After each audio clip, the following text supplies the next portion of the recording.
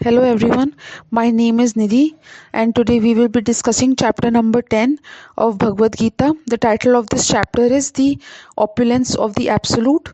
This chapter has 42 verses in all. I would also like to state here that this chapter has 4 verses in the middle of the chapter, which is called the Chaturshloki Gita, in which the entire summary of the Bhagavad Gita has been mentioned in short.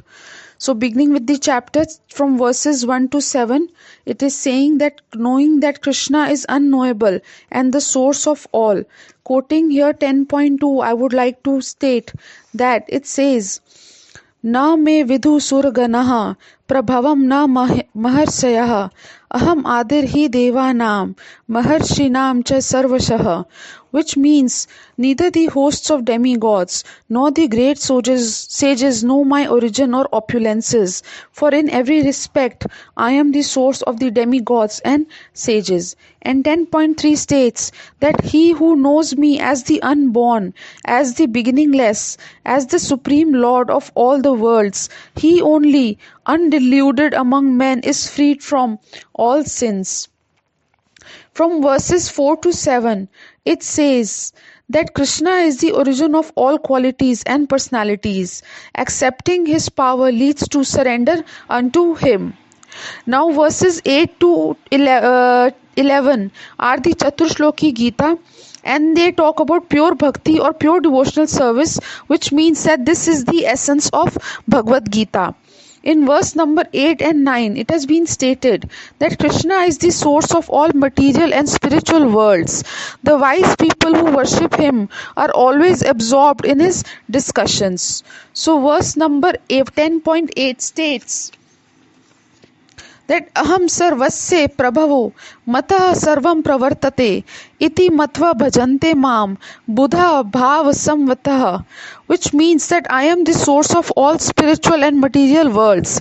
Everything emanates from me. The wise who perfectly know this engage in my devotional service and worship me with all their hearts.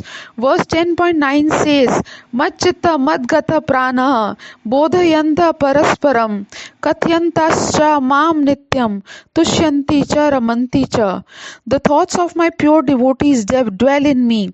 Their lives are fully devoted to my service, and they derive great satisfaction and bliss from always enlightening one another and conversing about me.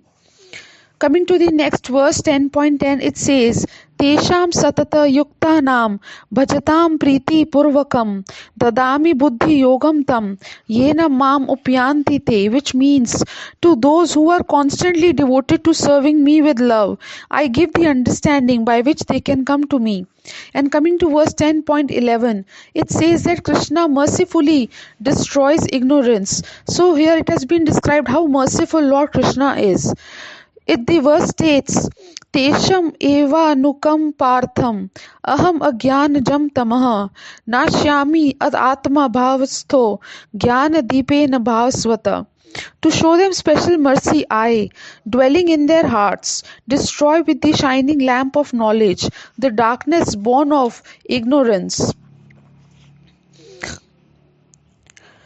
Now coming to verses 12 to 18, after listening to all this, it has been stated that Arjun finally accepts Krishna's supreme position. And from verse 12 to 13, it has been stated that Krishna is the supreme absolute truth, the purest, unborn and the greatest. His supremacy is confirmed by great authorities like Narad, Vyas and so on. Verse 14 to 15 says that no one knows Krishna except himself.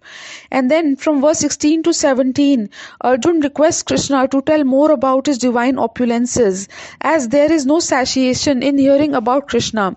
And this is also true for pure devotees of Lord Krishna, as they are never satisfied of listening about Krishna. They always want to listen more and more about the glories of Lord Krishna.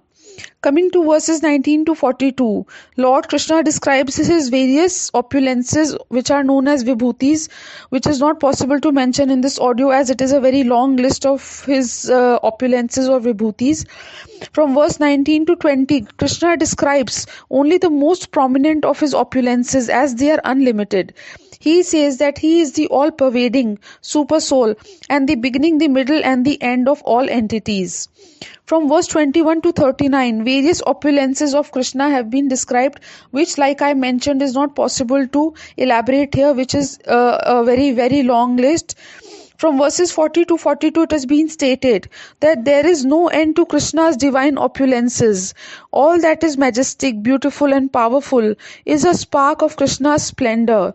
He pervades and supports the entire universe with a single fragment of his power. Here I would like to quote 10.41 verse of Bhagavad Gita, which says, Yad yad vibhuti mat sattvam Srimad urjitam evava tad tad evavagachatvam mam tejomashab sambhavam, which says, know that all opulent, beautiful, and glorious creations spring from but a spark of my splendor. This is the end of chapter number 10, titled The Opulence of the Absolute. As we heard, it is not possible to know the entire opulence of the Supreme Almighty God, as it is inconceivable by our limited brains. I would like to end the audio here. I hope this lesson was informative and you learnt about the Chatushloki Gita. Thank you so much.